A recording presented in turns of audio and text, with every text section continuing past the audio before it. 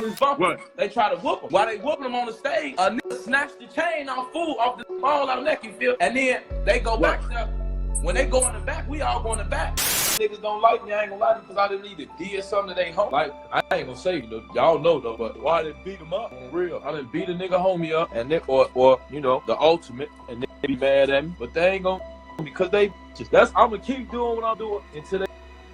When I looked at this board, it made me wonder, right? When I put all this together, it made me wonder what in the hell made Krump go outside past midnight.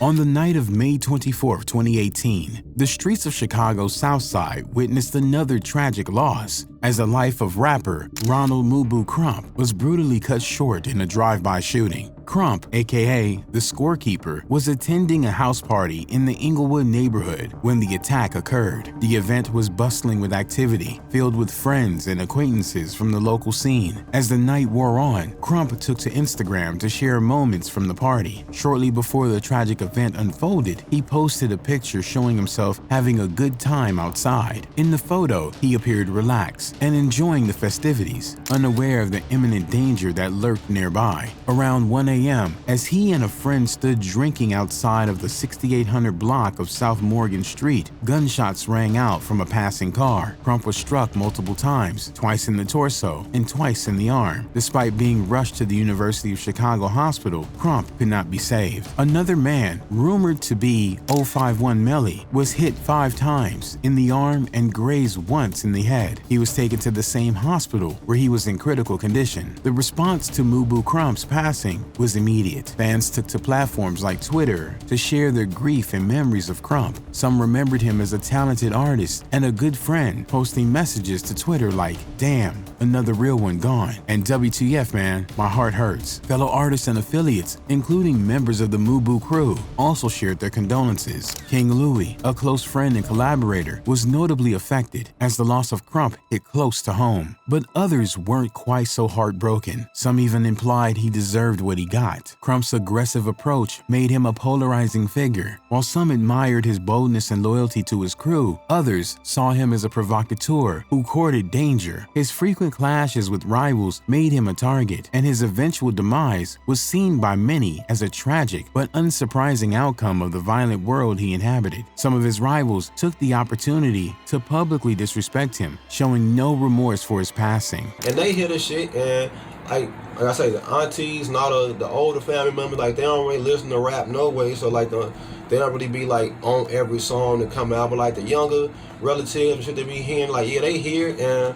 only way they hear it is because it get played and shit like that. But other than that, like, it don't touch no nerve, nobody. Of course, it's like, it make you be like, what, like, type of shit is you on, dude? Like, I ain't say shit when folks was here, but now you making diss songs, acting tough and all this other shit. But diss songs drop and then funerals come, so it's how that shit go. Among these voices was THF Bezo, who openly dissed Krump after his passing. He went on record calling Krump a bitch, reinforcing the intense animosity that existed between them. They say to us who got a jump. Krump got these plans, fool like a motherfucker, man. They think, Krump is dead. Krump ass just like you.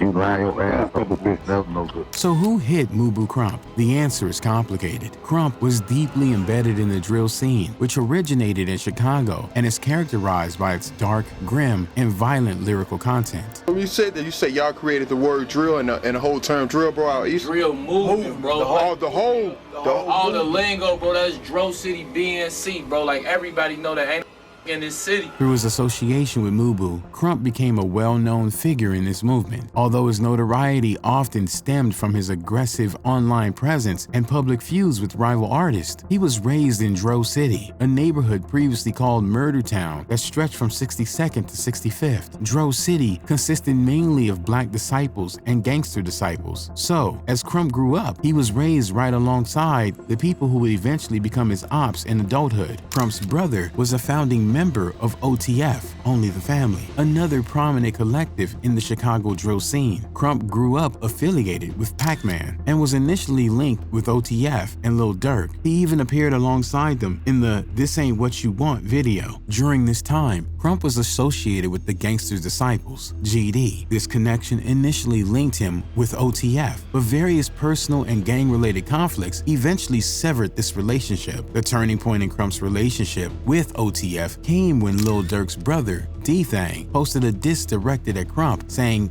him after D-Thang was robbed. This incident led Krump to start making disses against the Black Disciples, BDs, escalating tensions between him and OTF. And I'm trying to set up, ain't no bullshit.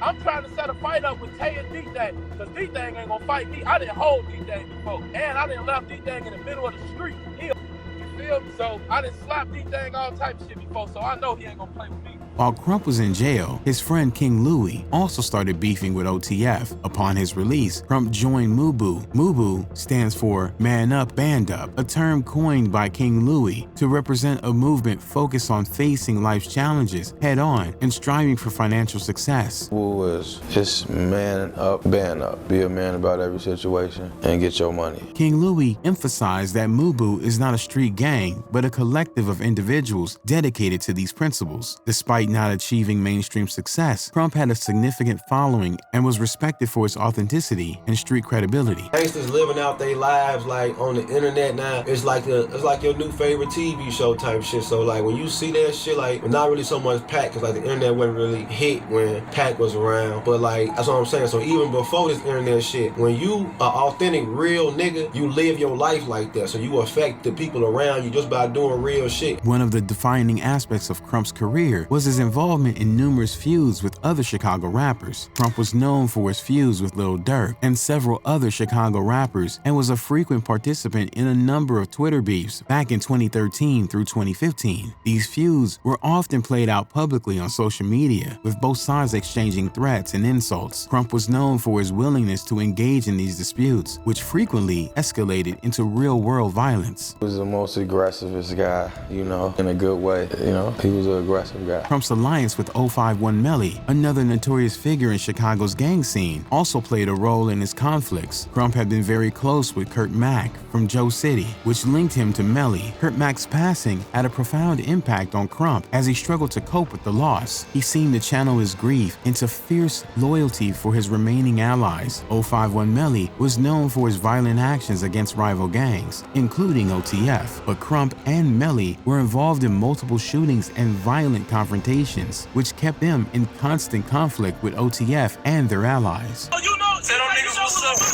You know where Lamont live at? Oh, no! You said what? No, this folks now, they know where you live at, Lamont. No, I'm telling you where I'm at. You know where I'm at, tell them pull up. Hey, look, hey, Lamont, Newski, I don't need your address now. Now I know where you stay. At the time, 05 Melly had a lot of bodies and a street reputation of being a Grim Reaper, Terminator, and Krump's close associations with Melly, who had killed several OTF affiliates, made him a more prominent target. One significant event that fueled the feud was a clash between OTF and Mubu members at a meet and greet event hosted by T.I. at Shop 147 in 2014. This altercation, which involved physical fights and accusations of disrespect, further deepened the animosity between the two camps. Krump claimed that D-Thang, Lil Durk's brother, was choked during this incident, which D-Thang vehemently denies. He went on to mock Krump, saying he ran away from the fight. Krump's aggressive online behavior was a significant aspect of his persona and contributed to his feuds. He frequently used social media to mock and provoke his rivals, mainly targeting OTF members. He often went live on Instagram to mock the deceased family members of rival gang members. But at the end of the day, it's everybody else. It's fuck Tino, Newski, and Bobo. That's really everybody. I don't even talk about Gutter because himself. They be like on Gutter and he shot himself in the head. That's a clown today. A nigga shoot themselves in the head playing with a gun, deserve to get. For instance, he trolled OTF Chino's passing site by ordering what he called a Chino burger and mocked other deceased OTF members, which further enraged his adversaries. Yeah, my favorite spot, y'all.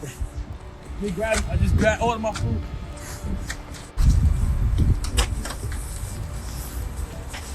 Hey, y'all got that order for News? Chino burger. Yeah. In another particular infamous video, Mubu Krump took his provocations to a new level. He showed off the location where OTF Newski and Lil Durk's cousin was hit. During the live stream, Krump brazenly claimed that he was with the person responsible for Newski's hit. Them left Newski. They left his ass right here.